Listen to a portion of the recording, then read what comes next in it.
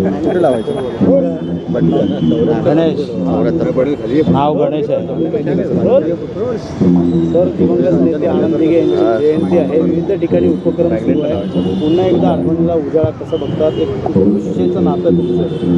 मला वाटतं ठाणे जिल्ह्याचं दैवत धर्मवीर आनंद दिघे साहेब यांची आज या ठिकाणी जयंती आहे.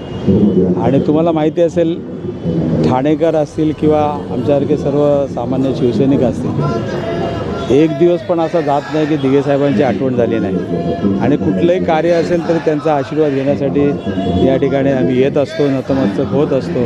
आणि त्यांच्या आशीर्वादांच्यामुळे आज आमच्यासारखा सामान्य कार्यकर्ता इथपर्यंत येऊन पोचलेला आहे. आज दिघे साहेबांना 75 वर्ष लागलेलं आहे. त्यानंतर आपलं देशाचं जे दैवत आहे, हिंदू हृदय सम्राट शिवसेना प्रमुख बाळासाहेब ठाकरे, हे सुद्धा 100व्या वर्षात पदार्पण त्या ठिकाणी करत आहेत. आणि ते संपूर्ण वर्ष जे आहे ते त्या पद्धतीने मला वाटतं वर्षभर त्यानिमित्त कार्यक्रम चालणार आहेत. आणि त्यांचा आदर्श घेऊनच या ठिकाणी आम्ही लोक सर्व पुढे चाललेलो आहेत आणि त्यांचा आशीर्वाद आहे. खऱ्या अर्थाने ठाण्याची ओळख, शिवसेनेची ओळख घेऊन देणारे आनंद दिघे यांनी पुढं मोठा वारसा जो शिवसेनेचा आखला.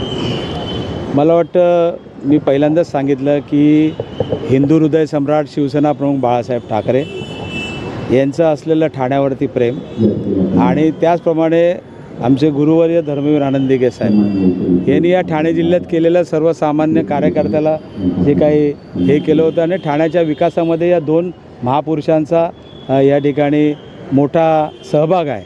आणि त्यामुळे ठाणेकर हे कधीच विसरू शकत नाही. आणि हे शेवटी हे दोन्ही दैवत आहेत आणि या दोन्ही दैवतांच्यामुळे आमच्यासारखे सामान्य कार्यकर्ते इथपर्यंत येऊन पोचलेले आहेत. तर आनंद दिघे यांचं वचक होतं ठाण्यावरती, पाहिलं तर आता त्या पद्धतीचं वचक राहिलं नाही. मला वाटतं दिघे साहेबांचं वचक आहे, अजूनही गेलेलं नाही. परंतु काही मंडळी त्याचा जर चुकीचा वापर करत असतील तर मला वाटतं परमेश्वर त्यांना बुद्धी देऊ. ओके.